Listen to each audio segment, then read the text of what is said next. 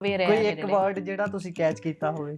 ਸਾਰੇ ਹੀ ਵਰਡਸ ਤੁਸੀਂ ਸਮਝ ਮੈਨੂੰ ਜਮਾ ਕੁਝ ਨਹੀਂ ਆਉਂਦਾ ਸੀ। ਜਮਾ ਨਹੀਂ ਮੈਂ ਜਮਾ ਸ਼ਬਦ ਵੀ ਵੈਸੇ ਠੇਠ ਹੈ। ਐਗਜ਼ੈਕਟਲੀ, ਤਾਂ ਮੈਂ ਨਾ ਸਾਰਿਆਂ ਨੂੰ ਹੁਣ ਸੁਣਦੀ ਰਹਿੰਦੀ, ਅੱਛਾ ਇਹਦਾ ਕੀ ਮਤਲਬ ਹੈਗਾ। ਕੋਈ ਤੁਹਾਡਾ ਦਿੱਲੀ ਬੰਬੇ ਵਾਲਾ ਦੋਸਤ ਹੈ, ਉਹ ਤੁਹਾਨੂੰ ਪੁੱਛਦਾ ਹੈ, ਫਿਲਮ ਦਾ ਨਾਮ ਹੈ ਸ਼ੌਂਕੀ ਸਰਦਾਰ, ਕਰੈਕਟ। ਤੁਸੀਂ ਉਹਨਾਂ ਨੂੰ ਕਿਵੇਂ ਡਿਫਾਈਨ ਕਰੋਗੇ? ਬਟ ਅਸੀਂ ਕਦੀ ਵੀ ਨਾ ਉਸ ਤਰ੍ਹਾਂ ਪੈਸੇ ਦੇਖੇ ਨਹੀਂ, ਠੀਕ ਹੈ। ਬਟ ਮੈਨੂੰ ਇੱਕ ਗੱਲ ਲੱਗਦੀ ਹੈ ਕਿ ਯਾਰ ਮੈਂਟੈਲਿਟੀ ਬਹੁਤ ਜ਼ਿਆਦਾ ਮੈਟਰ ਕਰਦੀ ਹੈ। ਜੇ ਤੁਸੀਂ ਰੋਜ਼ ਆਪਣੀ ਨਿੱਜੀ ਜ਼ਿੰਦਗੀ 'ਚ ਖੁਸ਼ੀ ਢੂੰਡਣਾ ਚਾਹੋ ਨਾ, ਤੇ ਤੁਸੀਂ ਆਪਣੇ ਸਾਰੇ ਸ਼ੌਂਕ ਪੂਰੇ ਕਰ ਸਕਦੇ ਹੋ। ਜ਼ਰੂਰੀ ਨਹੀਂ ਹੈਗਾ ਕਿ ਤੁਹਾਨੂੰ 50 ਲੱਖ ਦੀ ਘੜੀ ਪਾਉਣੀ ਜ਼ਰੂਰੀ ਹੈਗੀ ਹੈ, ਤੁਸੀਂ ਸਮਝ ਲਓ। ਹਥਿਆਰਾਂ ਬਾਰੇ ਤੁਹਾਡਾ ਕੀ ਟੇਕ ਹੈ? ਦੇਖੋ, ਮੇਰਾ ਤਾਂ ਲਾਈਫ 'ਚ ਪਹਿਲੀ ਵਾਰ ਜਦੋਂ ਮੈਂ ਫਾਇਰਿੰਗ ਰੇਂਜ ਤੇ ਗਈ ਸੀ, ਮੈਂ 2 ਸਾਲਾਂ ਦੀ ਸੀ, ਠੀਕ ਹੈ। ਹਥਿਆਰ ਤੇ ਮੇਰੀ ਲਾਈਫ 'ਚ ਬੜੇ ਕਾਮਨਲੀ ਆਪਣੇ ਨੇੜੇ ਤੇੜੇ, it's a very normal thing. ਤੁਸੀਂ ਆਪ ਚਲਾ ਲੈਂਦੇ ਹੋ? ਹਾਂਜੀ। ਅੱਛਾ, ਗੱਲ ਬਹੁਤ ਹੈ ਆਪਣੀ ਕਮਿਊਨਿਟੀ ਦੇ ਵਿੱਚ, ਖਾਸ ਤੌਰ ਤੇ ਇੰਡੀਅਨ ਦੇ ਵਿੱਚ, ਕਿ ਬੱਚਾ ਨਾ ਜਿਹੜਾ ਵੀ ਆਊਟ ਆਫ ਦਾ ਬਾਕਸ ਕੰਮ ਕਰ ਰਿਹਾ ਹੋਵੇ, ਮਾਪੇ ਜਾਂ ਰਿਸ਼ਤੇਦਾਰ ਜਦੋਂ ਵੀ ਆਉਣਗੇ ਇਹ ਕਹਿਣਗੇ ਕਿ ਅੱਛਾ ਇਹ ਤਾਂ ਕਰਦਾ, ਹੋਰ ਕੀ ਕਰਦਾ। ਕਿਉਂਕਿ ਮੇਰੇ ਡੈਡ ਆਰਮੀ 'ਚ ਸੀਗੇ, ਠੀਕ ਹੈ, ਉਹ ਗੋਰਖਾ ਰੈਜੀਮੈਂਟ ਤੋਂ ਸੀ। ਤੇ ਜਦੋਂ ਮੈਂ 2 ਸਾਲਾਂ ਦੀ ਸੀ ਨਾ, ਮੈਂ ਪੰਜਾਬੀ ਤੋਂ ਜ਼ਿਆਦਾ ਗੋਰਖਾ ਸੁਣੀ ਸੀ। ਮੈਨੂੰ ਵੀ ਫੀਲ ਹੁੰਦਾ ਸੀ ਜਦੋਂ ਵੀ ਮੈਂ ਆਪਣੀ ਕਜ਼ਨਸ ਨਾਲ ਇੰਟਰੈਕਟ ਕਰਦੀ ਹਾਂ, ਤੇ ਮੈਨੂੰ ਇਸ ਗੱਲ ਦਾ ਵੀ ਅਹਿਸਾਸ ਹੈਗਾ ਯਾਰ ਕਿ ਜੇ ਮੈਂ ਨਾ ਸਿੱਖਾਂ ਤੇ ਮੈਂ ਆਪਣੀ ਨੈਕਸਟ ਜਨਰੇਸ਼ਨ ਨੂੰ ਕੀ ਪਾਸ ਔਨ ਕਰਾਂਗੀ। ਜੀ, ਤੁਹਾਡੀ ਫਿਲਮ ਉਹ ਚੀਜ਼ ਕੈਰੀ ਕਰ ਰਹੀ ਹੈ ਜਿਹੜੀ ਅੱਜ ਦੇ ਸਮੇਂ 'ਚ ਬੱਚੇ ਝੇਲ ਰਹੇ ਨੇ ਬਾਹਰ ਜਾ ਕੇ। ਗੈਂਗਸਟਰਵਾਦ ਉਹ ਵੀ ਉੱਥੇ ਪਹੁੰਚ ਗਿਆ, ਡਰੱਗ ਉਹ ਵੀ ਉੱਥੇ ਪਹੁੰਚ ਗਿਆ, ਹਥਿਆਰ ਹਰ ਕਿਸਮ ਦੇ ਉਹ ਵੀ ਉੱਥੇ ਪਹੁੰਚ ਗਏ ਨੇ। ਸਾਡੀ ਫਿਲਮ ਦੀ ਅਪਰੋਚ ਇਹ ਨਹੀਂ ਹੈਗੀ ਕਿ ਯਾਰ this is right and this is wrong. I think ਉਹ ਨਾ ਬਹੁਤ ਜ਼ਿਆਦਾ ਰਿਐਲਿਟੀ ਨਾਲ ਜੁੜੀ ਹੋਈ ਹੈ ਕਿ this is what is happening. ਇਹ ਬਿਜ਼ਨਸ ਰਿਲੇਟਡ ਬੁੱਕਸ ਜਿਹੜੀਆਂ ਕਿ ਵੈਸਟਰਨ ਕਲਚਰ ਚੋਂ ਆਈਆਂ ਹੋਈਆਂ ਨੇ, ਇਹ ਨਾ ਤੁਹਾਨੂੰ ਕਿਤੇ ਨਾ ਕਿਤੇ ਸੈਲਫਿਸ਼ ਬਣਾਉਂਦੀਆਂ ਨੇ।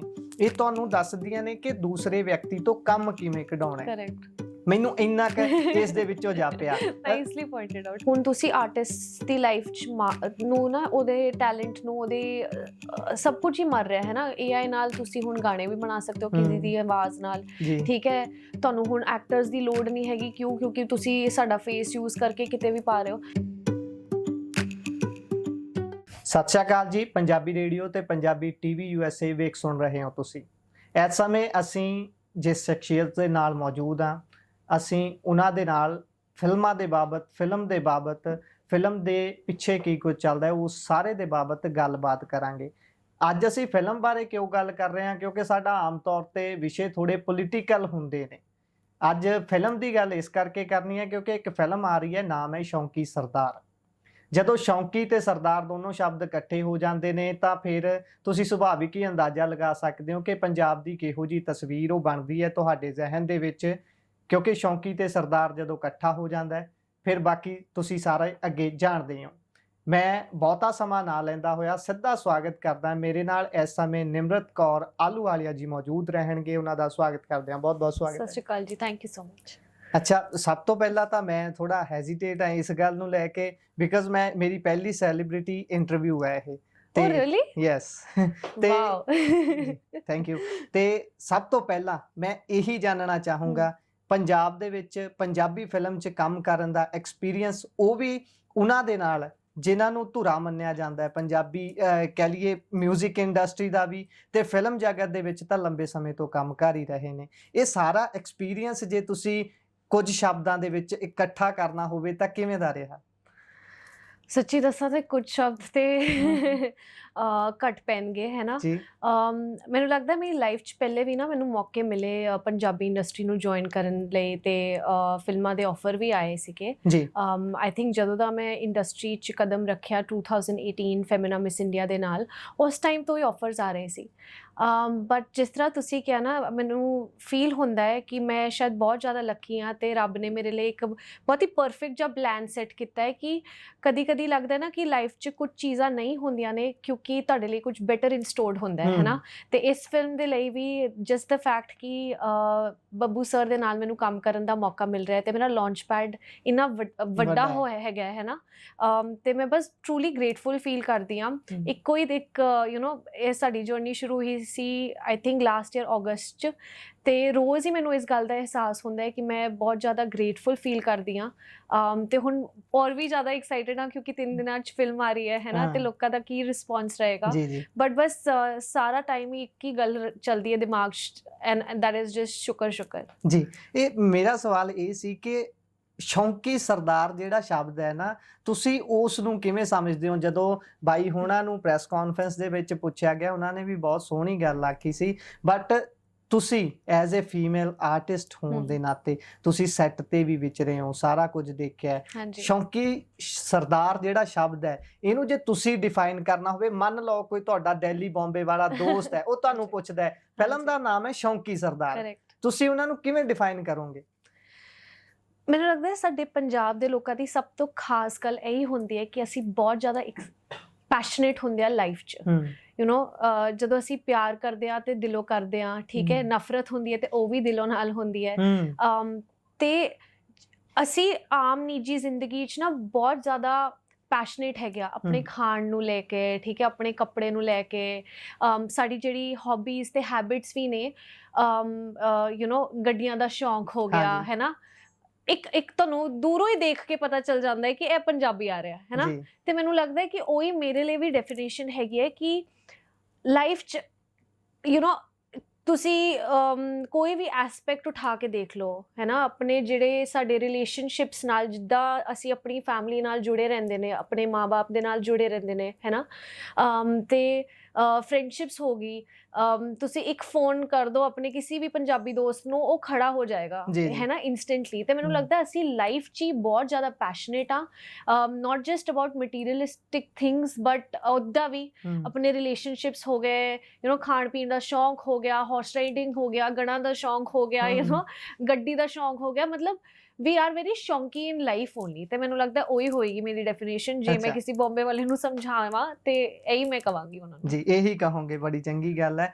ਅਗਲਾ ਸਵਾਲ ਮੇਰਾ ਇਹ ਸੀ ਕਿ ਤੁਸੀਂ ਇਹ ਜਿਵੇਂ ਡੈਫੀਨੇਸ਼ਨ ਇਸ ਦੀ ਦਿੱਤੀ ਹੈ ਸ਼ੌਂਕੀ ਸਰਦਾਰ ਦੀ, ਇਸ ਤੋਂ ਅੱਗੇ ਹੁਣ ਮੈਂ ਲਾਈਫ ਨੂੰ ਲੈ ਕੇ ਜੇ ਕੁਝ ਗੱਲਾਂ ਕਰਾਂ, ਕਿਉਂਕਿ ਜੇ ਆਪਾਂ ਫਿਲਮ ਦੇ ਵੱਲ ਨੂੰ ਹੀ ਤੁਰੇ ਜਾਈਏ ਤਾਂ ਫਿਲਮ ਤੇ ਸਾਰੀਆਂ ਗੱਲਾਂ ਹੋ ਸਕਦੀਆਂ ਨੇ, ਤੁਸੀਂ ਲਗਾਤਾਰ ਸਾਰੀਆਂ ਇੰਟਰਵਿਊਜ਼ ਦੇ ਵਿੱਚ ਕਰ ਵੀ ਰਹੇ ਹੋਵੋਗੇ, ਪਰ ਲਾਈਫ ਦੇ ਵਿੱਚ ਸ਼ੌਂਕੀ ਹੋਣਾ ਹਰੇਕ ਬੰਦੇ ਲਈ ਪੋਸੀਬਲ ਨਹੀਂ ਹੁੰਦਾ। ਸਾਨੂੰ ਪਰਦੇ ਤੋਂ ਪਿੱਛੇ ਜਾ ਕੇ ਰਿਐਲਿਟੀ ਦੇ ਨਾਲ ਦੁਚਾਰ ਹੋਣਾ ਪੈਂਦਾ ਹੈ, ਰਿਐਲਿਟੀ ਸਾਰਿਆਂ ਦੇ ਲਈ ਸੇਮ ਨਹੀਂ ਹੈ। ਤੁਸੀਂ ਕੀ ਸੋਚਦੇ ਹੋ ਕਿ ਇੱਕ ਆਮ ਸਧਾਰਨ, ਬਿਕਾਜ਼ ਮੈਂ ਇੱਕ ਥਾਟ ਪੜ੍ਹ ਰਿਹਾ ਸੀ, ਜਾਂ ਸਾਨੂੰ ਜਦੋਂ ਪੜ੍ਹਾਇਆ ਜਾਂਦਾ ਸੀ ਨਾ, ਜਦੋਂ ਕਹਿੰਦੇ ਡਾਕਟਰੇਟ ਆਫ ਫਿਲਾਸਫੀ, ਜਦੋਂ ਕੋਈ ਬੰਦਾ ਫਿਲਾਸਫੀ ਦੀ ਡਾਕਟਰੇਟ ਕਰਦਾ ਕਿਸੇ ਵੀ ਖੇਤਰ ਦੀ, ਕਹਿੰਦੇ ਫਿਲਾਸਫੀ ਉਦੋਂ ਆਉਂਦੀ ਹੈ ਜਦੋਂ ਬੰਦੇ ਦਾ ਪੇਟ ਭਰਿਆ ਹੁੰਦਾ ਹੈ। ਇਹ ਬਹੁਤ ਸਿੰਪਲ ਜੀ ਇਹਦੀ ਡੈਫੀਨੇਸ਼ਨ ਹੈ, ਪਰ ਬਹੁਤ ਦੂਰ ਤੱਕ ਜਾਂਦੀ ਹੈ।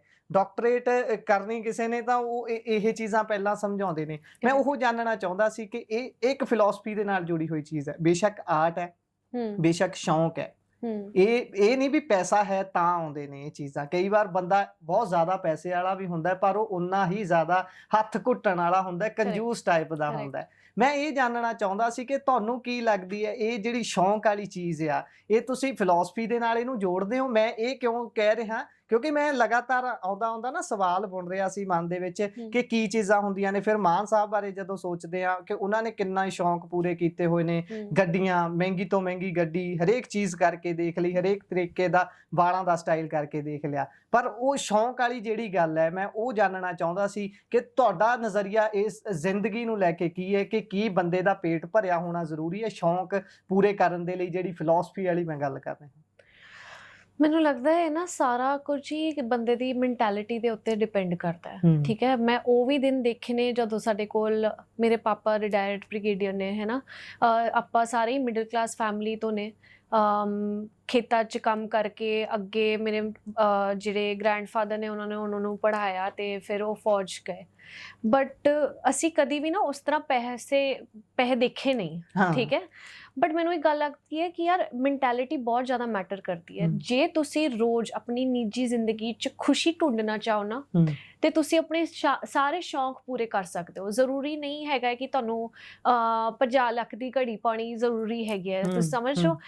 ਛੋਟੀ ਛੋਟੀ ਚੀਜ਼ਾਂ 'ਚ ਵੀ ਤੁਸੀਂ ਆਪਣੇ ਸ਼ੌਂਕ ਪੂਰੇ ਕਰ ਸਕਦੇ ਹੋ। ਉਹ ਮੈਂਟੈਲਿਟੀ ਤੇ ਉੱਤੇ ਡਿਪੈਂਡ ਕਰਦੀ ਹੈ। ਤੇ ਮੈਨੂੰ ਲੱਗਦਾ ਕਿ ਜਿਹੜੇ ਲੋਕੀ ਲਾਈਫ 'ਚ ਖੁਸ਼ੀ ਨੂੰ ਚੇਜ਼ ਕਰਦੇ ਆ ਨਾ, ਸੌਰੀ, ਜਿਹੜੇ ਲੋਕੀ ਲਾਈਫ 'ਚ ਖੁਸ਼ੀ ਨੂੰ ਚੇਸ ਕਰਦੇ ਆ ਉਹਨਾਂ ਦੇ ਲਈ ਬੈਂਕ ਬੈਲੈਂਸ ਮੈਟਰ ਨਹੀਂ ਕਰਦਾ। ਮੇਰੇ ਬਹੁਤ ਸਾਰੇ ਇੱਦਾਂ ਦੇ ਦੋਸਤ ਵੀ ਹੈਗੇ ਨੇ ਜਿਨ੍ਹਾਂ ਦੇ ਕੋਲ ਸਭ ਕੁਝ ਹੈਗਾ ਬਟ ਉਹ ਅੱਜ ਵੀ ਉਹ ਲੋਕੀ ਖੁਸ਼ ਨਹੀਂ ਹੈ। ਤੇ ਮੈਨੂੰ ਲੱਗਦਾ ਹੈ ਕਿ ਜਦੋਂ ਮੇਰੀ ਲਾਈਫ 'ਚ ਜਦੋਂ ਮੈਂ ਛੋਟੀ ਸੀ ਤੇ ਸਾਡੇ ਕੋਲ ਕੰਮ ਹੁੰਦਾ ਸੀ ਬਟ ਇਸ ਚੀਜ਼ ਦਾ ਕਦੀ ਅਹਿਸਾਸ ਹੀ ਨਹੀਂ ਹੋਇਆ।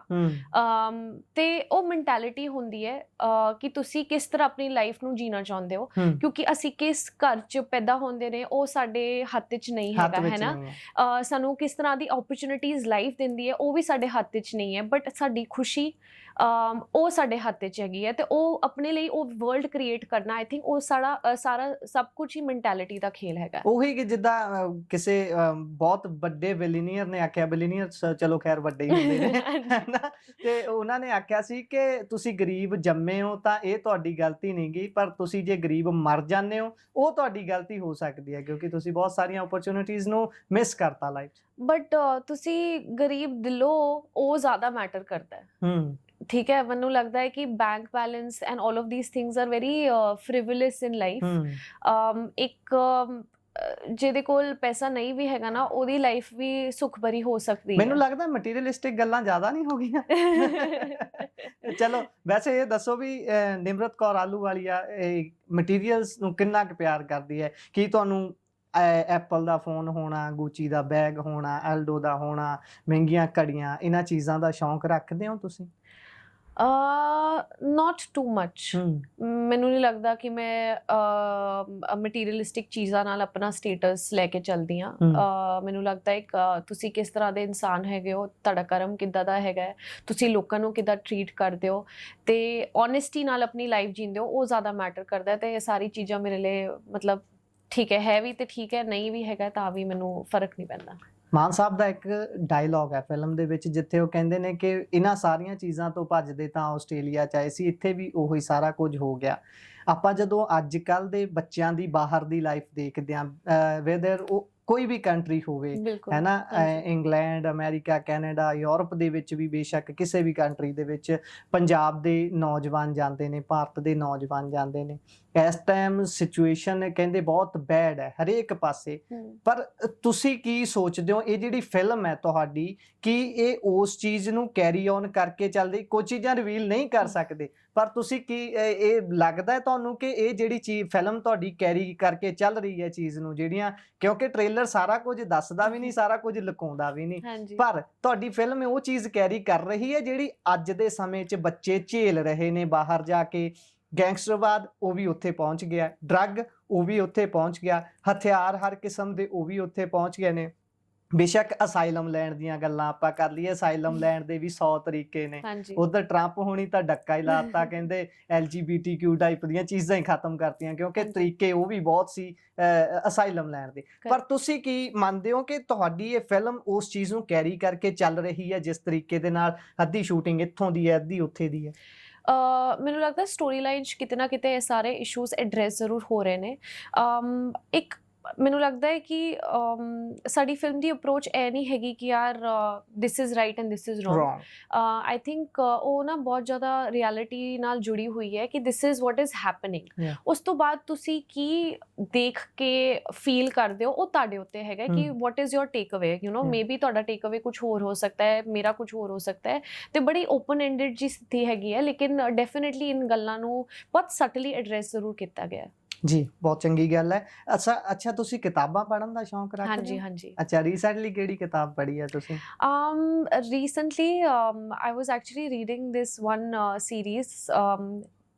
ਮੈਂ ਨਾ ਇੱਕ ਬੁੱਕ ਸਟੋਰ ਤੇ ਗਈ ਸੀ ਤੇ ਮੇਰੇ ਨੇਬਰ ਦੀ ਕੁੜੀ ਦਾ ਬਰਥਡੇ ਸੀ, ਠੀਕ ਹੈ, ਉਹਦੇ ਲਈ ਗਿਫਟ ਲੈਣ ਗਈ ਤੇ ਉੱਥੇ ਨਾ ਮੈਨੂੰ ਆਪਣੀ ਬਚਪਨ ਦੀ ਕਿਤਾਬ ਜਿਹੜੀ ਮੇਰੀ ਫੇਵਰੇਟ ਆਥਰ ਹੁੰਦੀ ਸੀ ਐਨਿਟ ਬਲਾਈਟਨ, ਉਹਨਾਂ ਦੀ ਕਿਤਾਬਾਂ ਫਿਰ ਤੋਂ ਦੇਖੀਆਂ ਤੇ ਮੈਂ ਉਹ ਚਾਈਲਡਹੁੱਡ ਰਿਵਾਈਵ ਕਰਨ ਲਈ ਉਹ ਮੈਲੋਡੀ ਟਾਸਕ ਕਰਕੇ ਉਹਨਾਂ ਦੀ ਸੀਰੀਜ਼ ਹੈਗੀ ਆ ਉਹ ਪੜ੍ਹ ਰਹੀ ਸੀ। ਜੀ। ਤੇ ਇਸ ਤੋਂ ਇਲਾਵਾ ਕਿੱਦਾਂ ਦੇ ਜਨਰ ਦੀਆਂ ਕਿਤਾਬਾਂ ਪੜ੍ਹਨ 'ਚ ਇੰਟਰਸਟ ਰੱਖਦੇ ਹੋ ਤੁਸੀਂ? ਕਿਉਂਕਿ ਤੁਸੀਂ ਮਾਨ ਸਾਹਿਬ ਦੇ ਨਾਲ ਕੰਮ ਕੀਤਾ ਹੈ, ਮਾਨ ਸਾਹਿਬ ਦੀ ਸਟੱਡੀ ਬਹੁਤ ਹੈ ਇਹਨਾਂ ਚੀਜ਼ਾਂ ਤੇ। ਪਤਾ ਨਹੀਂ, ਮੈਂ ਜਦੋਂ ਉਹਨਾਂ ਨਾਲ ਵੀ ਇੰਟਰਵਿਊ ਕਰਾਂਗਾ ਜ਼ਰੂਰ ਪੁੱਛਾਂਗਾ ਕਿ ਉਹਨਾਂ ਦਾ ਜਿਹੜਾ ਸੋਰਸ ਹੁੰਦਾ ਉਹ ਕੀ ਹੁੰਦਾ, ਕਿਉਂਕਿ ਗਾਣਿਆਂ ਦੇ ਵਿੱਚ ਇੰਨੀ ਸਟੀਕਤਾ ਦੇ ਨਾਲ ਕਿਸੇ ਲਾਈਨ ਨੂੰ ਜੂਲੀਅਨ ਅਸਾਂਜੇ ਦਾ ਨਾਮ ਲੈ ਦੇਣਾ ਉਸ ਸਮੇਂ ਜਦੋਂ ਜੂਲੀਅਨ ਅਸਾਂਜੇ ਬਾਰੇ ਅਸੀਂ ਸੋਚ ਵੀ ਨਹੀਂ ਸਕਦੇ ਸੀ, ਕਿਉਂਕਿ ਇੰਟਰਨੈਟ ਦਾ ਇੰਨਾ ਜ਼ਿਆਦਾ ਦੌਰ ਨਹੀਂ ਆਇਆ ਸੀ। ਮੈਂ ਇਸੇ ਕਰਕੇ ਉਹ ਧਰਾਤਲ ਬਣਾ ਰਿਹਾ ਸੀ ਤੁਹਾਡੇ ਤੋਂ ਜਾਣ ਕੇ ਕਿ ਤੁਸੀਂ ਹੋਰ ਕਿਹੜੇ ਜਨਰ ਦੀਆਂ ਕਿਤਾਬਾਂ ਮੈਂ ਤੁਸੀਂ ਮਾਨ ਸਾਹਿਬ ਦਾ ਨਾਂ ਲਿੱਤਾ ਤੇ ਮੈਂ ਤੇ ਕਹਾਂਗੀ ਕਿ ਉਹ ਤੇ ਆਪਣੇ ਆਪ 'ਚ ਇੱਕ ਇੰਸਟੀਟਿਊਸ਼ਨ ਨੇ ਇਨ ਟਰਮਸ ਆਫ ਨੌਲੇਜ।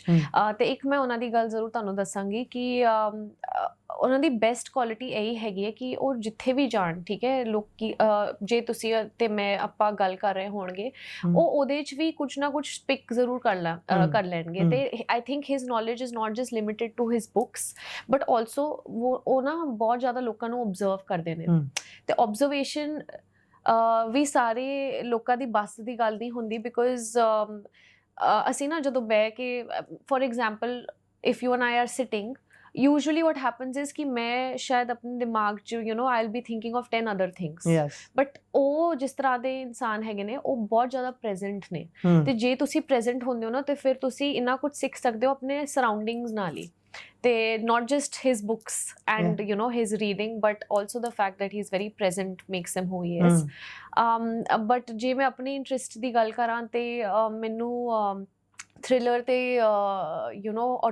ਆਟੋਬਾਇਓਗ੍ਰਾਫੀਜ਼ ਪੜ੍ਹਨਾ ਵੀ ਬਹੁਤ ਜ਼ਿਆਦਾ ਪਸੰਦ ਹੈਗਾ ਜੀ। ਥੋੜੀ ਜਿਹੀ ਇਨਸਪੀਰੇਸ਼ਨ ਮਿਲਦੀ ਹੈ ਲਾਈਫ 'ਚ, ਹੈ ਨਾ, ਕਿ ਸਾਡੇ ਵੀ ਡ੍ਰੀਮਸ ਹੈਗੇ ਨੇ ਤੇ ਉਹ ਹੋਰ ਲੋਕਾਂ ਦੀ ਲਾਈਫ 'ਚ ਪੜ੍ਹ ਕੇ ਤੁਸੀਂ ਇਨਸਪਾਇਰ ਹੁੰਦੇ ਹੋ। ਮੈਂ ਇੱਕ ਨਾ ਕਿਤਾਬ ਪੜ੍ਹ ਰਿਹਾ ਸੀ ਬਿਜ਼ਨਸ ਦੇ ਰਿਲੇਟਡ, ਕਿਉਂਕਿ ਮੈਨੂੰ ਲੱਗਦਾ ਕਿ ਇਸ ਏਜ ਦੇ ਵਿੱਚ ਨਾ ਬਿਜ਼ਨਸ ਬਾਰੇ ਜ਼ਰੂਰ ਪੜ੍ਹਨਾ ਚਾਹੀਦਾ, ਕਿਉਂਕਿ ਉਹ ਤੁਹਾਡਾ ਬੇਸ ਬਣਾਉਂਦਾ ਹੈ ਕਿ ਤੁਹਾਡਾ ਭਵਿੱਖ ਕਿਹੋ ਜਿਹਾ ਰਹੂਗਾ। ਤੇ ਜਦੋਂ ਮੈਂ ਬਿਜ਼ਨਸ ਦੀਆਂ ਬੁੱਕਸ ਪੜ੍ਹੀਆਂ 2 ਤੋਂ 3, ਇੱਕ ਦਾ ਤਾਂ ਮੈਂ ਨਾਂ ਲੈ ਦਿੰਦਾ, ਰੋਬਰਟ ਕਿਓਸਕੀ ਦੀ ਬੁੱਕ ਹੈ ਰਿਚ ਡੈਡ ਪੂਅਰ ਡੈਡ। ਉਸ ਦੇ ਵਿੱਚ ਨਾ ਜਦੋਂ ਮੈਂ ਐਂਡ ਤੱਕ ਕਿਤਾਬ ਨੂੰ ਪੜ੍ਹ ਲੈਣਾ ਤੇ ਮੈਂ ਇਸ ਨਤੀਜੇ ਤੇ ਪਹੁੰਚਦਾ ਕਿ ਇਹ ਬਿਜ਼ਨਸ ਰਿਲੇਟਡ ਬੁੱਕਸ ਜਿਹੜੀਆਂ ਕਿ ਵੈਸਟਰਨ ਕਲਚਰ ਚੋਂ ਆਈਆਂ ਹੋਈਆਂ ਨੇ, ਇਹ ਨਾ ਤੁਹਾਨੂੰ ਕਿਤੇ ਨਾ ਕਿਤੇ ਸੈਲਫਿਸ਼ ਬਣਾਉਂਦੀਆਂ ਨੇ। ਇਹ ਤੁਹਾਨੂੰ ਦੱਸਦੀਆਂ ਨੇ ਕਿ ਦੂਸਰੇ ਵਿਅਕਤੀ ਤੋਂ ਕੰਮ ਕਿਵੇਂ ਕਢਾਉਣਾ ਹੈ। ਮੈਨੂੰ ਇੰਨਾ ਕੁ ਇਸ ਦੇ ਵਿੱਚੋਂ ਜਾਪਿਆ, ਨਾਈਸਲੀ ਪੁਆਇੰਟਡ ਆਊਟ, ਹੈ ਨਾ। ਮੈਨੂੰ ਜੋ ਮੈਂ ਪੁਆਇੰਟ ਕੈਰੀ ਕਰ ਪਾਇਆ ਉਹ ਸਾਰੀ ਦੇ ਵਿੱਚੋਂ। ਤੁਹਾਨੂੰ ਕੀ ਲੱਗਦਾ ਹੈ ਕਿ ਸਾਡੇ ਪੰਜਾਬੀਆਂ ਦੀ ਬਿਰਤੀ ਦੇ ਵਿੱਚ ਇਹ ਚੀਜ਼ ਹੈ? ਕਿਉਂਕਿ ਮੈਂ ਤਾਂ ਵੈਸਟਰਨ ਦੀ ਬੁੱਕ ਪੜ੍ਹ ਕੇ ਇਹ ਚੀਜ਼ ਨੂੰ ਸਮਝ ਪਾਇਆ ਨਾ ਕਿ ਉਹ ਕਹਿ ਰਹੇ ਨੇ ਕਿ ਤੁਸੀਂ ਤੀਸਰੇ ਬੰਦੇ ਤੋਂ ਕੰਮ ਕਿਵੇਂ ਲੈਣਾ ਹੈ, ਉਹ ਤੁਹਾਡੇ ਹੱਥ ਦੇ ਵਿੱਚ ਹੈ। ਅਸੀਂ ਤੁਹਾਨੂੰ ਬੁੱਕ ਦੇ ਵਿੱਚ ਇੰਨੇ ਕੀ ਪੁਆਇੰਟਸ ਦੇ ਦਿੱਤੇ ਨੇ, ਤੁਸੀਂ ਪੜ੍ਹੋ, ਅਪਲਾਈ ਕਰੋ, ਥਰਡ ਪਰਸਨ ਤੋਂ ਆਪਣਾ ਕੰਮ ਕਢਵਾ ਲਓ। ਤੁਹਾਨੂੰ ਲੱਗਦਾ ਕਿ ਪੰਜਾਬੀਆਂ ਦੇ ਵਿੱਚ ਕੰਮ ਕਢਵਾਉਣ ਦੀ ਬਿਰਤੀ ਹੈ? ਦੇਖੋ, ਤੁਸੀਂ ਸਾਨੂੰ ਅੰਡਰ ਐਸਟੀਮੇਟ ਨਾ ਕਰੋ। ਮੈਨੂੰ ਲੱਗਦਾ ਪੰਜਾਬੀਜ਼ ਆਰ ਵੈਰੀ ਇੰਟੈਲੀਜੈਂਟ ਤੇ ਸਮਾਰਟ, ਬਟ ਸਾਡੀ ਇੱਕ ਗੱਲ ਤੇ ਹੈਗੀ ਹੈ ਨਾ, ਅਸੀਂ ਦਿਲੋਂ ਸੋਚਦੇ ਹਾਂ। ਤੇ ਮੇਬੀ ਆਪਣੇ ਆਪ ਨੂੰ ਜੇ ਤੁਸੀਂ ਟਿਊਨ ਕਰ ਲਓ ਕਿ ਦਿਲ ਨੂੰ ਨਹੀਂ ਸੋਚਣਾ, ਦਿਲ ਨਾਲ ਨਹੀਂ ਚੱਲਣਾ, ਤੇ ਫਿਰ ਵੱਖਰੀ ਗੱਲ ਹੈਗੀ। ਬਟ ਇਨਹੈਰੈਂਟਲੀ ਮੈਨੂੰ ਲੱਗਦਾ ਹੈ ਕਿ ਅਸੀਂ ਤਾਂ ਦਿਲ ਤੋਂ ਹੀ ਸੋਚਦੇ ਹਾਂ, ਤੇ ਮੈਨੂੰ ਲੱਗਦਾ ਨਹੀਂ ਕਿ ਸਾਨੂੰ ਇਹ ਸੂਟ ਕਰਦਾ। ਮੈਂ ਤੇ ਕਦੀ ਵੀ ਆਪਣੇ ਆਪ ਵੀ ਬਿਜ਼ਨਸ ਪਾਸੇ ਮੇਰਾ ਦਿਮਾਗ ਚੱਲਦਾ ਹੀ ਨਹੀਂ, ਕਿਉਂਕਿ ਮੈਨੂੰ ਲੱਗਦਾ ਹੈ ਕਿ ਮੇਰੇ ਅੰਦਰ ਉਹ ਹੈਗਾ ਹੀ ਨਹੀਂ। ਮੈਂ ਦਿਮਾਗ ਨਾਲ ਸੋਚ ਹੀ ਨਹੀਂ ਸਕਦੀ। ਜੇ ਮੈਂ ਤੁਹਾਡੇ ਨਾਲ ਇੰਟਰੈਕਟ ਕਰ ਰਹੀ ਹਾਂ ਤੇ ਫਿਰ ਮੇਰਾ ਦਿਲ ਦਾ ਰਿਸ਼ਤਾ ਹੈਗਾ, ਹੈ ਨਾ। ਮੈਂ ਲੌਜੀਕਲੀ, ਫਿਰ logics go out of the window. Okay ਜੀ। ਆਰਟ ਨੂੰ ਕਿਵੇਂ ਡਿਫਾਈਨ ਕਰਦੇ ਹੋ ਤੁਸੀਂ? ਕਿਉਂਕਿ ਆਰਟ ਦੀਆਂ ਜਿੰਨੀਆਂ ਵੀ ਵੰਨਗੀਆਂ ਨੇ ਉਹਨਾਂ ਸਾਰੀਆਂ ਨੂੰ ਜੇ ਆਪਾਂ ਪਰੋਣਾ ਹੋਵੇ ਇੱਕ ਧਾਗੇ 'ਚ ਨਹੀਂ ਪਰੋਇਆ ਜਾ ਸਕਦਾ, ਪਰ ਨਿਮਰਤ ਦੇ ਲਈ ਆਰਟ ਕੀ ਹੈ? ਉਹਨਾਂ ਦੀ ਆਪਣੀ ਲਾਈਫ ਦੇ ਵਿੱਚ ਆਰਟ ਨੂੰ ਕਿਵੇਂ ਦੇਖਦੇ ਨੇ? ਕੀ ਦਿੱਤਾ ਹੈ ਆਰਟ ਨੇ ਉਹਨਾਂ ਨੇ? ਮੈਨੂੰ ਲੱਗਦਾ ਆਰਟ ਨੇ ਨਾ ਮੈਨੂੰ, and different farms of art, ਮੈਨੂੰ ਬਹੁਤ ਜ਼ਿਆਦਾ ਸਕੂਨ ਦਿੱਤਾ ਹੈ। ਆਈ ਥਿੰਕ ਲਾਈਫ 'ਚ ਸਭ ਕੁਝ ਹੋ ਕੇ ਵੀ ਇੱਕ ਜਿਹੜਾ ਇਨਸਾਨ ਦੇ 'ਚ ਖਾਲੀਪਨ ਹੈਗਾ ਨਾ, ਮੇਰੀ ਲਾਈਫ ਦਾ ਜਿਹੜਾ ਖਾਲੀਪਨ ਹੈਗਾ ਉਹ ਫੁਲਫਿਲ ਕਰਦਾ ਹੈ ਆਰਟ ਮੇਰੇ ਲਈ। ਤੇ ਮੈਨੂੰ ਜਿੰਨੀ ਜ਼ਿਆਦਾ ਕਾਮਨੈਸ ਫੀਲ ਹੁੰਦੀ ਹੈ ਆਰਟ ਨਾਲ ਜੁੜ ਕੇ, ਉਹ ਮੇਰੀ ਐਕਟਿੰਗ ਕਰਕੇ ਹੋ ਜਾਏ ਜਾਂ ਕਿਤਾਬਾਂ ਪੜ੍ਹ ਕੇ ਹੋ ਜਾਏ ਜਾਂ ਪੇਂਟਿੰਗ ਕਰਕੇ ਹੋ ਜਾਏ ਜਾਂ ਕੁਛ ਵਧੀਆ ਦੇਖ ਕੇ ਹੋ ਜਾਏ, ਬਟ ਸਭ ਤੋਂ ਜ਼ਿਆਦਾ ਲਾਈਫ 'ਚ ਸਕੂਨ ਮੈਂ I experience and feel it only art ਕਰਕੇ। ਤੁਸੀਂ ਇਹ ਫਿਲਮ ਨੂੰ ਸ਼ੂਟ ਕਰਦੇ ਆ, ਫਿਲਮ ਦੇ ਵਿੱਚ ਜਿੱਦਾਂ ਤੁਸੀਂ ਕੰਮ ਕੀਤਾ, ਜਿੰਨੇ ਵੀ ਦਿਨ ਲੱਗੇ ਹੋਣਗੇ ਫਿਲਮ ਨੂੰ, ਤੁਸੀਂ ਉਸ ਦੇ ਦੌਰਾਨ ਕੋਈ ਨਵੀਂ ਚੀਜ਼ ਪੰਜਾਬੀ ਦੇ ਵਿੱਚ ਜਾਂ ਪੰਜਾਬ ਦੇ ਬਾਰੇ 'ਚ ਸਿੱਖੀ ਜਾਂ ਜਾਣੀ? ਦੇਖੋ ਸਭ ਤੋਂ ਪਹਿਲਾਂ ਤੇ ਮੈਂ ਕਵਾਂਗੀ ਕਿ ਕਿਉਂਕਿ ਮੇਰੇ ਡੈਡ ਆਰਮੀ 'ਚ ਸੀਗੇ, ਠੀਕ ਹੈ, ਉਹ ਗੋਰਖਾ ਰੈਜੀਮੈਂਟ ਤੋਂ ਸੀ, ਤੇ ਜੀ। ਜਦੋਂ ਮੈਂ 2 ਸਾਲਾਂ ਦੀ ਸੀ ਨਾ, ਮੈਂ ਪੰਜਾਬੀ ਤੋਂ ਜ਼ਿਆਦਾ ਗੋਰਖਾ ਸੁਣੀ ਸੀ। ਤੇ ਮੇਰੀ ਪੈਨ ਇੰਡੀਆ ਅਪਬ੍ਰਿੰਗਿੰਗ ਰਹੀ ਹੈ ਇਸ ਤਰ੍ਹਾਂ, ਕਿਉਂਕਿ ਮੈਂ 9 ਸਟੇਟਸ 'ਚ ਪਲੀ ਬੜੀ ਹਾਂ, ਠੀਕ ਹੈ, ਨਾਰਥ ਈਸਟ ਹੋ ਗਿਆ, ਸਾਊਥ ਹੋ ਗਿਆ, ਮੈਂ ਹਰ ਪਾਸੇ ਘੁੰਮੀ ਹਾਂ, ਤੇ ਕਦੀ ਫੇਰ ਤੁਸੀਂ ਪੈਨ ਇੰਡੀਅਨ ਹੋ ਗਏ। ਨਹੀਂ, ਬਟ ਮੈਂ ਤੁਹਾਨੂੰ ਦੱਸਾਂ, ਮੈਨੂੰ ਵੀ ਫੀਲ ਹੁੰਦਾ ਸੀ ਜਦੋਂ ਵੀ ਮੈਂ ਆਪਣੇ ਕਜ਼ਨਸ ਨਾਲ ਇੰਟਰੈਕਟ ਕਰਦੀ ਹਾਂ। ਇੱਕ ਹੁੰਦਾ ਨਹੀਂ ਹੈ ਕਿ ਆਈ ਥਿੰਕ ਸਭ ਤੋਂ ਜ਼ਿਆਦਾ ਜਿਹੜੀ ਮੇਰੀ ਐਕਸਾਈਟਮੈਂਟ ਰਹੀ ਹੈ ਉਹ ਇਸ ਕਰਕੇ ਹੈਗੀ ਹੈ ਕਿ ਯਾਰ ਮੈਨੂੰ ਫਾਈਨਲੀ ਇੱਕ ਮੌਕਾ ਦੇ ਰਿਹਾ ਰੱਬ ਆਪਣੀ ਭਾਸ਼ਾ ਨੂੰ ਸਿੱਖਣ ਦਾ। ਤੇ ਮੈਂ ਪੂਰੀ ਕੋਸ਼ਿਸ਼ ਕਰ ਰਹੀ ਹਾਂ। ਜਦੋਂ ਮੈਂ ਪ੍ਰੋਜੈਕਟ ਸ਼ੁਰੂ ਕੀਤਾ ਸੀ, ਮੈਂ ਇੰਨਾ ਵੀ ਨਹੀਂ ਬੋਲ ਪਾਉਂਦੀ ਸੀ, ਹੁਣੇ ਤਾਂ ਮੈਂ ਹੋਰ ਵੀ I am just trying to improve with each passing day. ਤੇ ਮੈਨੂੰ ਇਸ ਗੱਲ ਦਾ ਵੀ ਅਹਿਸਾਸ ਹੈਗਾ ਯਾਰ ਕਿ ਜੇ ਮੈਂ ਨਾ ਸਿੱਖਾਂ ਤੇ ਮੈਂ ਆਪਣੀ ਨੈਕਸਟ ਜਨਰੇਸ਼ਨ ਨੂੰ ਕੀ ਪਾਸ ਔਨ ਕਰਾਂਗੀ। ਸਿੱਖੀ ਨਾਲ ਤੇ ਮੈਂ ਚਲੋ ਹਮੇਸ਼ਾ ਹੀ ਜੁੜੀ ਰਹੀ ਹਾਂ, ਸਾਡੇ ਘਰ ਵੀ ਬਾਬਾ ਜੀ ਦਾ ਪ੍ਰਕਾਸ਼ ਹੋਇਆ, ਸਾਰਾ ਕੁਝ ਹੈਗਾ ਹੈ, ਸਿੱਖੀ ਨਾਲ ਆਪਾਂ ਜੁੜੇ ਹੋਏ ਹਾਂ। ਲੇਕਿਨ ਜਿਹੜਾ ਇੱਕ ਪੰਜਾਬੀ ਕਲਚਰ ਹੁੰਦਾ ਹੈ, ਭਾਸ਼ਾ ਹੋ ਗਿਆ, ਲਿਪੀ ਹੋ ਗਈ, ਉਹਨੂੰ ਕਿੱਦਾਂ ਇੰਪਰੂਵ ਕਰਾਂ। ਤੇ ਸਭ ਤੋਂ ਜ਼ਿਆਦਾ ਐਕਸਪੋਜ਼ਰ ਮੈਨੂੰ ਇਸ ਕਰਕੇ ਫੀਲ ਹੋਇਆ ਕਿ ਚਲੋ ਫਾਈਨਲੀ ਮੇਰੇ ਆਸ-ਪਾਸ ਨੇੜੇ ਤੇੜੇ ਸਾਰੇ ਲੋਕੀ ਪੰਜਾਬੀ 'ਚ ਗੱਲ ਕਰ ਰਹੇ ਆ, ਤੇ ਮੈਂ ਵੀ ਹੁਣ ਸਿੱਖਣ ਦੀ ਕੋਸ਼ਿਸ਼ ਕਰ ਰਹੀ ਹਾਂ। ਆਈ ਥਿੰਕ ਇਹ ਸਭ ਤੋਂ ਜ਼ਿਆਦਾ ਬਿਗੇਸਟ ਟੇਕ ਅਵੇ ਰਿਹਾ ਕੋਈ ਇੱਕ ਵਰਡ ਜਿਹੜਾ ਤੁਸੀਂ ਕੈਚ ਕੀਤਾ ਹੋਵੇ? ਸਾਰੇ ਹੀ ਵਰਡਸ ਤੁਸੀਂ ਸਮਝ ਜਮਾ ਕੁਝ ਨਹੀਂ ਆਉਂਦਾ ਸੀ, ਮੈਂ ਜਮਾ ਸ਼ਬਦ ਵੀ ਵੈਸੇ ਠੇਠ ਹੈ। ਐਗਜ਼ੈਕਟਲੀ, ਤਾਂ ਮੈਂ ਨਾ ਸਾਰਿਆਂ ਨੂੰ ਹੁਣ ਸੁਣਦੀ ਰਹਿੰਦੀ, ਅੱਛਾ ਇਹਦਾ ਕੀ ਮਤਲਬ ਹੈਗਾ, ਤੇ ਇਟਸ ਵੈਰੀ ਨਾਈਸ। ਤੇ ਸਭ ਤੋਂ ਇਹ ਵੀ ਮੈਂ ਗੱਲ ਕਵਾਂਗੀ ਕਿ ਯਾਰ ਸਾਰੇ ਲੋਕਾਂ ਨੇ ਨਾ ਮੈਨੂੰ ਕਦੀ ਵੀ ਕੌਨਸ਼ੀਅਸ ਨਹੀਂ ਫੀਲ ਕਰਾਇਆ ਸੈੱਟ ਤੇ, and thanks to the entire team. ਉਹਨਾਂ ਨੇ ਸਾਰਿਆਂ ਨੇ ਮੈਨੂੰ ਇੰਨਾ ਸਪੋਰਟ ਕੀਤਾ ਨਾ ਕਿ ਨਹੀਂ ਤੁਸੀਂ ਸਿੱਖ ਸਕਦੇ ਹੋ, ਇਹ ਸੁਣੋ, ਇਹ ਗਾਣੇ ਸੁਣੋ। ਤੇ ਸਾਰਿਆਂ ਨੇ ਮਿਲ ਕੇ ਮੈਨੂੰ ਬੜੀ ਹੈਲਪ ਕੀਤੀ ਹੈ। ਤੇ ਮੈਂ ਮੇਰੇ ਇੱਕ ਡਾਇਰੈਕਟ ਕੋਚ ਵੀ ਨੇ, ਉਹ ਇੱਥੇ ਚੰਡੀਗੜ੍ਹ ਹੀ ਰਹਿੰਦੇ ਨੇ, ਤੇ ਉਹਨਾਂ ਨੇ ਵੀ ਮੈਨੂੰ ਬਹੁਤ ਜ਼ਿਆਦਾ ਮੋਟੀਵੇਟ ਕੀਤਾ ਹੈ ਕਿ ਮੈਂ ਹੁਣ, ਮੈਨੂੰ ਪਤਾ ਟਾਈਮ ਲੱਗੇਗਾ, ਬਟ ਆਈ ਐਮ ਹੋਪਫੁਲ ਕਿ ਮੈਂ ਹੋਰ ਸਿੱਖ ਲਵਾਂਗੀ ਤੇ ਹੋਰ ਮੇਰੀ ਭਾਸ਼ਾ ਬੈਟਰ ਹੋ ਜਾਏਗੀ।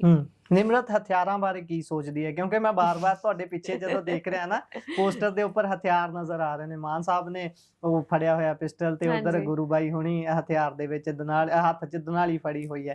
ਹਥਿਆਰਾਂ ਬਾਰੇ ਤੁਹਾਡਾ ਕੀ ਟੇਕ ਹੈ? ਦੇਖੋ, ਮੇਰਾ ਤਾਂ ਲਾਈਫ 'ਚ ਪਹਿਲੀ ਵਾਰ ਜਦੋਂ ਮੈਂ ਫਾਇਰਿੰਗ ਰੇਂਜ ਤੇ ਗਈ ਸੀ, ਮੈਂ 2 ਸਾਲਾਂ ਦੀ ਸੀ, ਠੀਕ ਹੈ। ਹਥਿਆਰ ਤੇ ਮੇਰੀ ਲਾਈਫ 'ਚ ਬੜੇ ਕਾਮਨਲੀ ਆਪਣੇ ਨੇੜੇ ਤੇੜੇ, it's a very normal thing. ਤੁਸੀਂ ਆਪ ਚਲਾ ਲੈਂਦੇ ਹੋ? ਹਾਂਜੀ। ਅੱਛਾ, ਤਾਂ ਹੀ ਰੇਂਜ 'ਚ ਗਏ ਹੋਵੋਗੇ। ਮੈਂ ਵੀ ਇੱਕ ਚਲੋ, ਮੈਂ ਪਹਿਲਾਂ ਤੇ ਜਦੋਂ ਮੈਂ 2 ਸਾਲਾਂ ਦੀ ਸੀ, ਪਾਪਾ ਮੈਨੂੰ ਲੈ ਕੇ ਗਏ ਸੀ ਫਾਇਰਿੰਗ ਰੇਂਜ, ਤੇ ਉਸ ਟਾਈਮ ਤੇ ਮੈਂ ਰੋਣ ਲੱਗ ਗਈ ਸੀ, ਓਬਵੀਅਸਲੀ ਠਾ ਕਰਕੇ ਆਵਾਜ਼ ਆਈ ਹੈ ਨਾ, ਤੇ ਮੈਂ ਬਹੁਤ ਛੋਟੀ ਸੀ। ਬਟ ਜਦੋਂ ਵੀ ਫਿਰ ਮੈਂ ਹੁਣ ਵੱਡੀ ਹੋਈ, ਤੇ ਜਦੋਂ ਵੀ ਮੈਨੂੰ ਮੌਕਾ ਮਿਲਿਆ ਕਿ ਆਪਾਂ ਆਪਣਾ ਆਰਮੀ ਕੈਂਟ ਏਰੀਆ 'ਚ ਕਦੀ ਵੀ ਫਾਇਰਿੰਗ ਰੇਂਜ ਜਾਣ ਦਾ ਮੌਕਾ ਮਿਲਦਾ, ਤੇ ਫਿਰ ਹੁਣ ਸ਼ੌਂਕ ਨਾਲ ਕਰੀਦਾ ਆਪਾਂ ਵੀ ਐਕਸਪੀਰੀਅੰਸ। ਜਦੋਂ ਫਾਇਰਿੰਗ ਰੇਂਜ 'ਚ ਗਏ ਹੋਵੋਗੇ, ਕਦੀ ਇਹ ਨਹੀਂ ਵਿਚਾਰ ਬਣਿਆ ਕਿ ਆਪਾਂ ਇੱਧਰ ਨੂੰ ਐਥਲੈਟਿਕਸ ਜਾਂ ਇੱਧਰ ਨੂੰ ਚੱਲਦੇ ਹਾਂ, ਕਿਤੇ ਗੇਮ 'ਚ ਰਿਪਰੈਜ਼ੈਂਟ ਕਰਦੇ ਹਾਂ? ਮੇਰਾ ਤਾਂ ਬਹੁਤ ਜ਼ਿਆਦਾ ਮਨ ਸੀ, ਬਹੁਤ ਜ਼ਿਆਦਾ। ਬਟ ਮੇਰੀ ਮੰਮੀ ਨਾ, ਮੇਰੇ ਜਿਹੜੇ ਨਾਨਾ ਜੀ ਨਾਨੀ ਮਾਂ ਸੀ ਨਾ, ਉਹ ਟੀਚਰ ਸੀ, ਠੀਕ ਹੈ। ਤੇ ਮਿਡਲ ਕਲਾਸ ਫੈਮਿਲੀ ਦੀ ਮੈਂਟੈਲਿਟੀ ਨਹੀਂ ਹੁੰਦੀ ਕਿ ਯਾਰ ਤੁਹਾਨੂੰ ਤੇ ਪੜ੍ਹਾਈ ਕਰਨੀ ਪਏਗੀ, ਡਾਕਟਰ ਬਣ ਜਾਓ, ਇੰਜੀਨੀਅਰ ਬਣ ਜਾਓ, ਲਾਇਰ ਬਣ ਜਾਓ। ਮੈਂ ਪਹਿਲਾਂ ਆਪਣੀ ਲਾਅ ਇਸ ਕਰਕੇ ਹੀ ਕੀਤੀ ਹੈ, ਤੇ 5 ਸਾਲ ਲਾਅ ਕਰਨ ਤੋਂ ਬਾਅਦ ਹੀ ਮੈਨੂੰ ਮੌਕਾ ਮਿਲਿਆ ਕਿ ਮੈਂ ਉਹਨਾਂ ਨੂੰ ਬ੍ਰੇਨ ਵਾਸ਼ ਕਰਕੇ ਰਿਕੁਐਸਟ ਕਰੀ ਯਾਰ ਕਿ ਮੈਨੂੰ ਐਕਟਰ ਬਣਨ ਦਿਓ। ਤੁਸੀਂ ਬਹੁਤ ਚੰਗਾ ਪੁਆਇੰਟ ਜਿਹੜਾ ਰੇਜ਼ ਕੀਤਾ ਹੈ। ਇੱਕ ਗੱਲ ਬਹੁਤ ਹੈ ਆਪਣੀ ਕਮਿਊਨਿਟੀ ਦੇ ਵਿੱਚ, ਖਾਸ ਤੌਰ ਤੇ ਇੰਡੀਅਨ ਦੇ ਵਿੱਚ, ਕਿ ਬੱਚਾ ਨਾ ਜਿਹੜਾ ਵੀ ਆਊਟ ਆਫ ਦਾ ਬਾਕਸ ਕੰਮ ਕਰ ਰਿਹਾ ਹੋਵੇ, ਮਾਪੇ ਜਾਂ ਰਿਸ਼ਤੇਦਾਰ ਜਦੋਂ ਵੀ ਆਉਣਗੇ ਇਹ ਕਹਿਣਗੇ ਕਿ ਅੱਛਾ ਇਹ ਤਾਂ ਕਰਦਾ, ਹੋਰ ਕੀ ਕਰਦਾ। ਇਹ ਤੁਹਾਨੂੰ ਕਿਵੇਂ ਲੱਗਦਾ ਹੈ ਕਿ ਇਹ ਜਿਹੜਾ ਟੇਕ ਹੈ ਸਾਡੇ ਪੇਰੈਂਟਸ ਦਾ, ਸਾਡੇ ਰਿਸ਼ਤੇਦਾਰਾਂ ਦਾ, ਉਹ ਵੀ ਕਿਤੇ ਨਾ ਕਿਤੇ ਸਾਡੇ ਪੇਰੈਂਟਸ ਨੂੰ ਫੋਰਸ ਕਰਦਾ ਹੈ ਕਿ ਨਹੀਂ ਭਾਈ ਇਹਨੂੰ ਇਹ ਕੰਮ ਕਰਾਓ, ਜੇ ਤੁਸੀਂ ਲਾਅ ਕੀਤੀ ਹੈ ਤਾਂ ਤੁਸੀਂ ਕੋਰਟ ਜਾਓ? ਮੈਨੂੰ ਲੱਗਦਾ ਹੈ ਕਿ ਜਿਹੜੇ ਮੇਰੇ ਗ੍ਰੈਂਡ ਪੇਰੈਂਟਸ ਸੀ, ਠੀਕ ਹੈ, ਉਹਨਾਂ ਨੇ ਉਹ ਪਾਰਟੀਸ਼ਨ ਵਾਲਾ ਪੂਰਾ ਟਾਈਮ ਦੇਖਿਆ ਤੇ ਬਹੁਤ ਜ਼ਿਆਦਾ ਗਰੀਬੀ ਦੇਖੀ ਕਲੋਜ਼ਲੀ, ਹੈ ਨਾ। ਤੇ ਮੈਨੂੰ ਲੱਗਦਾ ਹੈ ਉਹਨਾਂ ਦਾ ਇਹੀ ਮੋਟਿਵ ਸੀ ਯਾਰ ਕਿ ਸਾਡੇ ਬੱਚੇ ਨਾ ਉਸ ਤਰ੍ਹਾਂ ਦੇ ਕੰਮ ਕਰਨ ਜਿਹਦੇ 'ਚ ਸਿਕਿਉਰਿਟੀ ਹੋਏ, ਠੀਕ ਹੈ। ਤੇ ਇਸ ਕਰਕੇ ਮੈਨੂੰ ਲੱਗਦਾ ਹੈ ਕਿ ਮੇਰੀ ਮੰਮੀ ਨੂੰ ਮੇਰੀ ਮੰਮੀ ਟੀਚਰ ਬਣ ਗਏ, ਤੇ ਮੇਰੇ ਡੈਡੀ ਜਿਹੜੇ ਨੇ ਆਰਮੀ ਚਲੇ ਜਾਓ, ਕਿ ਸੇਫ ਪ੍ਰੋਫੈਸ਼ਨਸ ਨੇ। ਉਹ ਸੇਮ ਮੈਂਟੈਲਿਟੀ ਮੈਨੂੰ ਲੱਗਦਾ ਜਿਹੜੀ ਇੱਕ ਮਿਡਲ ਕਲਾਸ ਮੈਂਟੈਲਿਟੀ ਹੁੰਦੀ ਹੈ ਨਾ, ਕਿ ਯਾਰ let's go for safe professions. ਹੁਣ ਜਾ ਕੇ ਮੈਨੂੰ ਲੱਗਦਾ ਹੈ ਕਿ ਫਿਰ ਵੀ ਬਦਲਾਵ ਆ ਰਿਹਾ ਹੈ, ਲੋਕੀ ਫਿਰ ਵੀ ਥੋੜਾ ਜਿਹਾ ਐਕਸਪੋਜ਼ਰ ਨਾਲ ਖੁੱਲ ਰਹੇ ਨੇ।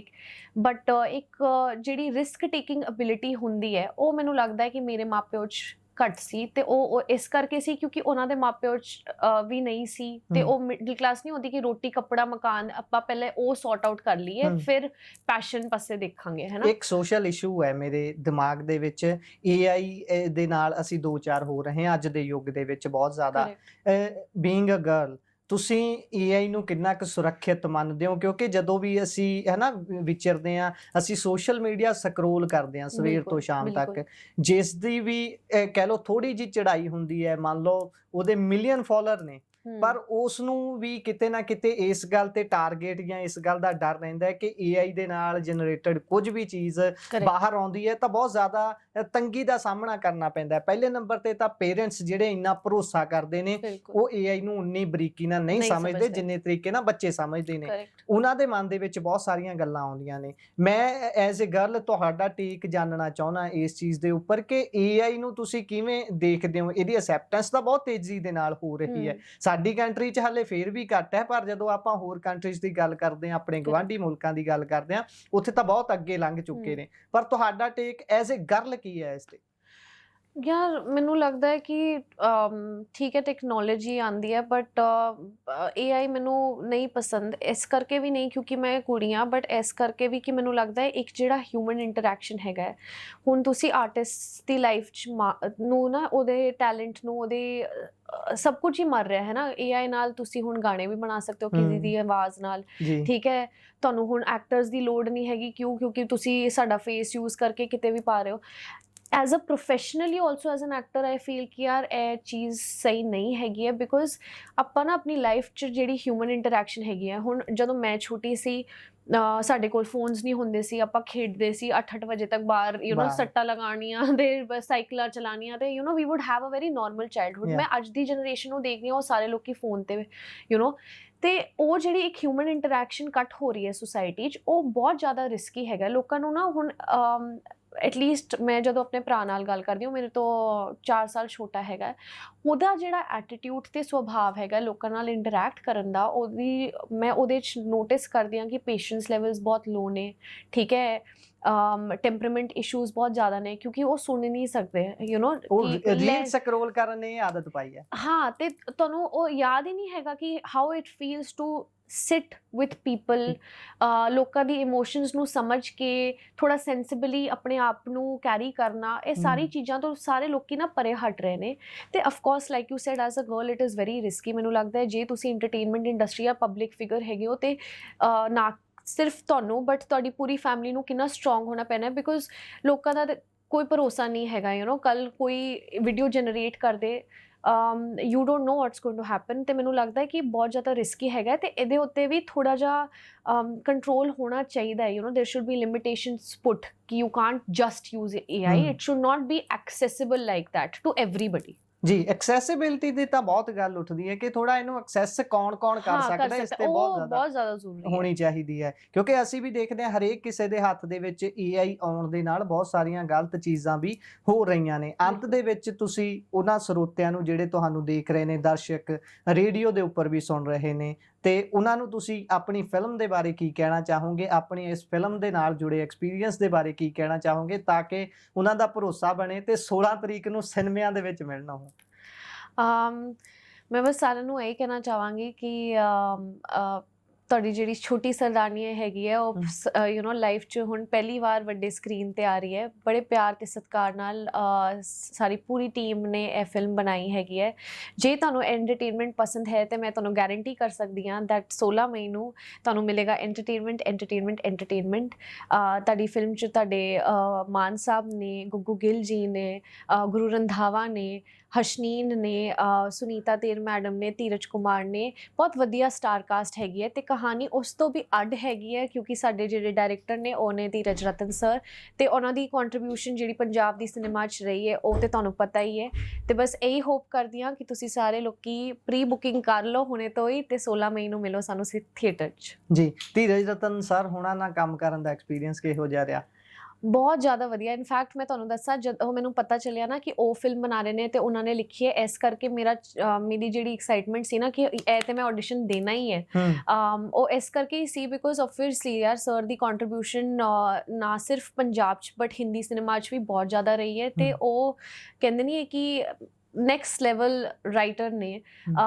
ਤੇ ਮੈਨੂੰ ਲੱਗਦਾ ਹੈ ਕਿ ਅੱਜ ਦੀ ਡੇਟ 'ਚ ਸਾਰੇ ਲੋਕੀ ਨਾ ਕੰਟੈਂਟ ਪਿੱਛੇ ਭੱਜਦੇ ਨੇ, ਹੈ ਨਾ, ਤੇ ਉਹਨਾਂ ਨਾਲ ਜੁੜ ਕੇ ਇਹ ਤੇ ਗਾਰੰਟੀ ਹੈਗੀ ਹੈ ਕਿ ਕੰਟੈਂਟ 'ਚ ਕੋਈ ਕਮੀ ਨਹੀਂ ਰਹੇਗੀ, ਹੈ ਨਾ। ਅੱਜ ਦੀ ਡੇਟ 'ਚ ਮੈਨੂੰ ਲੱਗਦਾ ਹੈ ਕਿ if your product is good, if your film is good, if writing is good, than nothing can stop the film. Quality over quantity ਕਰਦੇ ਆ। ਐਬਸੋਲੂਟਲੀ, ਬਿਲਕੁਲ ਬਿਲਕੁਲ ਜੀ। ਸੋ ਤੁਸੀਂ ਸਮਾਂ ਕੱਢਿਆ, ਸਾਡੇ ਨਾਲ ਗੱਲਬਾਤ ਕੀਤੀ, ਬਹੁਤ ਬਹੁਤ ਧੰਨਵਾਦ। ਤੁਸੀਂ ਆਪਣਾ ਐਕਸਪੀਰੀਅੰਸ ਸ਼ੇਅਰ ਕਰ ਸਕਦੇ ਹੋ ਸਾਡੇ ਨਾਲ ਇੰਟਰਵਿਊ ਕਰਕੇ, ਕਿਵੇਂ ਦਾ ਲੱਗਿਆ? ਮੈਂ ਬਸ ਇਹੀ ਕਹਾਂਗੀ ਕਿ ਇਦਾਂ ਲੱਗ ਹੀ ਨਹੀਂ ਰਿਹਾ ਕਿ ਇਹਨਾਂ ਦੀ ਪਹਿਲੀ ਇੰਟਰਵਿਊ ਹੈਗੀ ਹੈ ਕਿਸੇ ਸੈਲੀਬ੍ਰਿਟੀ ਨਾਲ। ਠੀਕ ਹੈ, ਤੇ I just wish you all the luck and thank you so much ਕਿ ਤੁਸੀਂ ਵੀ ਟਾਈਮ ਕੱਢਿਆ ਸਾਡੇ ਲਈ, ਤੇ ਤੁਸੀਂ ਵੀ ਜਾ ਕੇ ਦੇਖਿਓ ਜ਼ਰੂਰ ਫਿਲਮ ਨੂੰ, ਤੇ ਪਰਸਨਲੀ ਵੀ ਦੱਸਿਓ ਕਿ ਤੁਹਾਨੂੰ ਕਿਸ ਤਰ੍ਹਾਂ ਦੀ ਲੱਗੀ। ਅਸੀਂ ਤੁਹਾਡਾ ਫੀਡਬੈਕ ਵੀ ਜਾਣਨਾ ਚਾਹਾਂਗੇ ਜੀ। ਬਹੁਤ ਬਹੁਤ ਧੰਨਵਾਦ। ਸੋ ਇਹ ਸਨ ਸਾਡੇ ਨਾਲ ਨਿਮਰਤ ਕੌਰ ਆਹਲੂਵਾਲੀਆ, ਜਿਨ੍ਹਾਂ ਨੇ ਕਿ ਸ਼ੌਂਕੀ ਸਰਦਾਰ ਫਿਲਮ ਦੇ ਵਿੱਚ ਭੂਮਿਕਾ ਨਿਭਾਈ ਹੈ। ਉਹਨਾਂ ਦੀ ਭੂਮਿਕਾ ਨੂੰ ਤੁਸੀਂ ਵੇਖਣਾ 16 ਮਈ ਨੂੰ ਸਿਨੇਮਾ ਘਰਾਂ ਦੇ ਵਿੱਚ ਜਾ ਕੇ। ਆਪਣਾ ਪ੍ਰਤੀਕਰਮ, ਆਪਣੇ ਵਿਚਾਰ, ਰਾਏ, ਟਿੱਪਣੀਆਂ ਤੁਸੀਂ ਜ਼ਰੂਰ ਸਾਂਝੀਆਂ ਕਰਨੀਆਂ ਨੇ ਇਸ ਇੰਟਰਵਿਊ ਦੇ ਜ਼ਰੀਏ ਵੀ, ਤੇ ਇਸ ਇੰਟਰਵਿਊ ਦੇ ਵਿੱਚੋਂ ਤੁਸੀਂ ਆਪਣੇ ਲਈ ਕੀ ਕੱਢ ਪਾਏ ਹੋ, ਕੀ ਸਿੱਖ ਪਾਏ ਹੋ, ਉਹ ਵੀ ਜ਼ਰੂਰ ਸਾਂਝਾ ਕਰਿਓ। ਨਾਲ ਦੀ ਨਾਲ ਫਿਲਮ ਦੀ ਅਸੀਂ ਤਾਕੀਦਕਾਰੀ ਦਿੱਤੀ ਹੈ, ਮੈਮ ਹੁਣੀ ਵੀ ਉਸ 'ਤੇ ਚਾਨਣਾ ਪਾ ਹੀ ਦਿੱਤਾ ਹੈ ਕਿ ਕਿਵੇਂ ਉਹਨਾਂ ਦਾ ਰੋਲ ਰਿਹਾ, ਕਿਵੇਂ ਫਿਲਮ ਦਾ ਸਾਰਾ ਐਕਸਪੀਰੀਅੰਸ ਰਿਹਾ, ਸ਼ੂਟ ਤੋਂ ਲੈ ਕੇ ਹੁਣ ਪ੍ਰਮੋਸ਼ਨਸ ਤੱਕ ਦੌਰ ਚੱਲ ਰਿਹਾ ਹੈ, ਕਿਉਂਕਿ ਇਹ ਇੱਕ ਬੰਦੇ ਦਾ ਕੰਮ ਨਹੀਂ ਹੁੰਦਾ। ਬਹੁਤ ਲੰਬੀ 500 ਤੋਂ 700 ਬੰਦੇ ਦੀ ਟੀਮ ਹੁੰਦੀ ਹੈ, ਜਿਹਦੀ ਲੰਬੀ ਮਿਹਨਤ ਤੋਂ ਬਾਅਦ ਇੱਕ ਫਿਲਮ ਵੱਡੇ ਪਰਦੇ ਤੇ ਆਉਂਦੀ ਹੈ, ਤੇ ਵੱਡੇ ਪਰਦੇ ਤੇ ਆ ਕੇ ਫਿਰ ਉਹ ਤੁਹਾਡੇ ਅੱਖ ਦਾ ਸ਼ਿੰਗਾਰ ਬਣਦੀ ਹੈ। ਤੁਸੀਂ ਉਸ ਨੂੰ ਦੇਖਦੇ ਹੋ, ਮਾਣਦੇ ਹੋ, ਤੇ ਉਸ ਤੋਂ ਬਾਅਦ ਆਪਣੇ ਸੋਹਣੇ ਸੋਹਣੇ ਪ੍ਰਤੀਕਰਮ ਪਹੁੰਚਦੇ ਕਰਦੇ ਹੋ। ਸੋ ਤੁਸੀਂ ਸਾਡੀ ਗੱਲਬਾਤ ਸੁਣੀ, ਕਿਵੇਂ ਦੀ ਲੱਗੀ ਗੱਲਬਾਤ? ਵਿਚਾਰ, ਰਾਏ, ਟਿੱਪਣੀਆਂ ਜ਼ਰੂਰ ਦਿਓ। ਧੰਨਵਾਦ। ਸਤਿ ਸ਼੍ਰੀ ਅਕਾਲ।